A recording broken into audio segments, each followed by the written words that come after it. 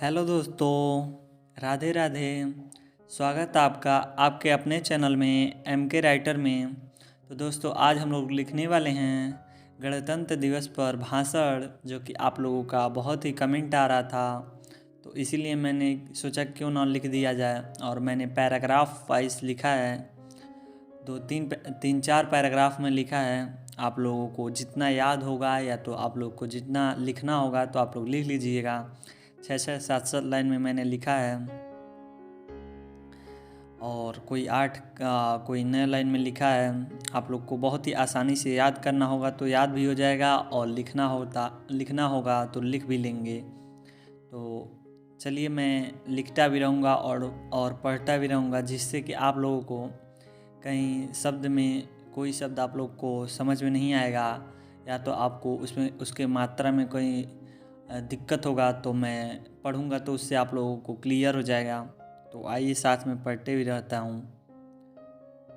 गणतंत्र दिवस का मतलब है जनतंत्र का दिवस, जनता का दिवस है। और हम लोग गणतंत्र दिवस इसलिए मनाते हैं क्योंकि इस दिन संविधान लागू हुआ था, और हम लोग को संविधान लागू होने से बहुत ही ज़्यादा फ़ायदा हुआ। हम लोग अपनी हक की लड़ाई लड़ सकते हैं, या तो कोर्ट में हमको न्याय मिल सकता है। अगर वो अपराध नहीं किए हैं तो हमको उस अनुच्छेद के तहत हम लोग उस मामले से बच सकते हैं। तो यही संविधान लागू होने से बहुत ही देश का विकास भी हुआ, और बहुत ही ज़्यादा गलत मामलों में कोई फंस जाता है तो उससे उनका बचाव भी हो जाता है। इसलिए यह बहुत ही ज़्यादा खुशी का त्यौहार रहता है, और बहुत ही अच्छे से हम लोग धूमधाम से मनाते हैं। और स्कूल और कॉलेजों में प्रोग्राम भी होता है, और पार्टिसिपेट भी करते हैं हम लोग। इस दिन को हमारे संविधान की स्वीकृति के बाद मनाया जाता है।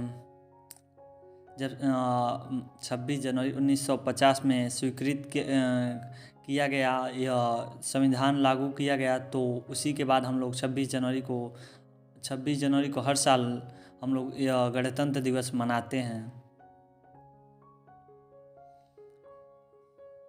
हमारा संविधान हमें अपने अधिकारों और कर्तव्यों का सारांश प्रदान करता है।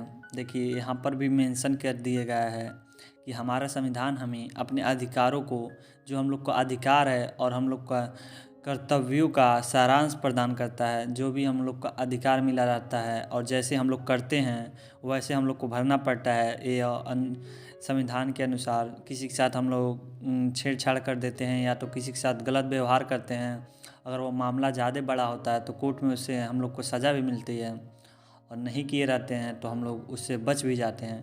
तो संविधान लागू होने के बाद हम लोग को बहुत ही ज़्यादा उन्नति हुई देश में, और बहुत ही ज़्यादा फ़ायदा हुआ हम लोग का।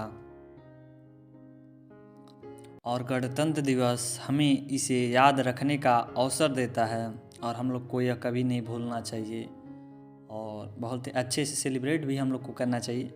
अब आइए हम लोग दूसरे पैराग्राफ देख लेते हैं। आप लोग को वह याद भी हो जाएगा। थोड़ा मैं इस तरह बता दे रहा हूँ तो आप लोग को ज़्यादा आसानी होगी याद करने में, या तो आप लोग लिख रहे होंगे तो बहुत ही आसानी से लिख भी लेंगे।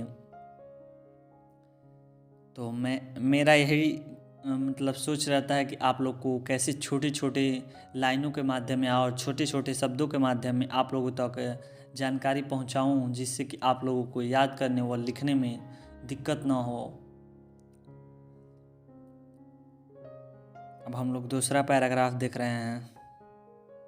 आइए इसको भी पढ़कर क्लियर कर देते हैं। इस दिन पर हम सभी को अपने देश के प्रति अपनी जिम्मेदारियों का आदान प्रदान करने का संकल्प लेना चाहिए। जो भी हम लोग को जिम्मेदारी मिली है राष्ट्र पर, मान लीजिए कोई बात आती है, तो हम लोग जिस कर्तव्य के लायक हैं वह कर्तव्य हम लोग कर सकें अपने देश को बचाने के लिए। तो यह हम लोग के जो भी अपने देश के प्रति प्रेम रहता है या विश्वास रहता है, तो ये सब, और धर्म के प्रति जो भी हम लोग को, देश और धर्म के प्रति आप लोग को कोई गलत बोले तो आपके पास जो भी उस समय जो भी आपके पास ताकत हो या बल हो या बुद्धि हो, आप उसके प्रति उनसे समझौता कर लीजिए कि यह आप गलत बोल रहे हैं। जैसे यह अपने धर्म या अपने देश के प्रति प्रेम होता है, तो इसमें आप लोग को ज़्यादा बुरा भला नहीं सुनना चाहिए। हमें यह याद रखना चाहिए कि हमारी जिम्मेदारियां नहीं सिर्फ अपने जीवन में हैं, बल्कि यह हमारे समृद्धि और सामाजिक समृद्धि में भी एक महत्वपूर्ण। देखिए यहाँ पर भी मेंशन कर दिया गया है ना कि हमारे जीवन में बस इसका मतलब अगर जिम्मेदारी हमको मिली है तो अपने के लिए सिर्फ बचना होगा कि आपको कुछ बोले तभी आप मतलब उसको डांटेंगे या बोलेंगे, बल्कि आपके देश के प्रति आपको कोई गाली देता है या तो आपको गलत शब्द बोलता है तो आप उसको इस बात पे रोकना चाहिए कि क्योंकि अपने देश से हमको लगाव है और प्रेम है, तो हमें उनको यह सब बुरा भला नहीं बोलने देना चाहिए। अपने प्यारे देश भारत के लिए महत्वपूर्ण योगदान का हिस्सा है। अब हम लोग तीसरा पैराग्राफ देख रहे हैं। तो दोस्तों, अभी तक आप लोगों ने चैनल को सब्सक्राइब नहीं किया है तो चैनल को सब्सक्राइब कर लीजिए और वीडियो को लाइक कर दीजिए और वीडियो को ज़्यादा से ज़्यादा शेयर कीजिए, क्योंकि मैं जो भी करता हूँ तो मैं खुद ही करता हूँ, खोजता हूँ टॉपिक, उसको छोटे छोटे लाइनों में लिखने का कोशिश भी करता हूँ और आप लोग को समझाने का पूरे अच्छे से प्रयास भी करता हूँ और जो भी करना रहता है मैं खुद ही करता हूँ। तो आप लोग के चैनल सब्सक्राइब करने से, एक क्लिक से, 2 सेकंड काम से बहुत ही ज़्यादा मुझको मोटिवेशन मिलता है और आप लोग को चैनल सब्सक्राइब करने से और वीडियो लाइक करने से और लोगों के पास यह वीडियो जाता है। तो आप लोग कृपया मुझको मोटिवेशन बनाए रखें और मैं भी आप लोगों के लिए अच्छे अच्छे टॉपिक पर वीडियो लाता रहता हूँ, तो आप लोग मुझको मोटिवेट करते रहिए। चैनल को सब्सक्राइब कर लीजिए और वीडियो को लाइक कर दीजिए। अब आइए तीसरा पैराग्राफ देख लेते हैं। गणतंत्र दिवस हमें एकजुट रहने का संदेश भी देता है। हम सभी को मिलकर देश की समृद्धि और समृद्धि की दिशा में काम करने का संकल्प लेना चाहिए।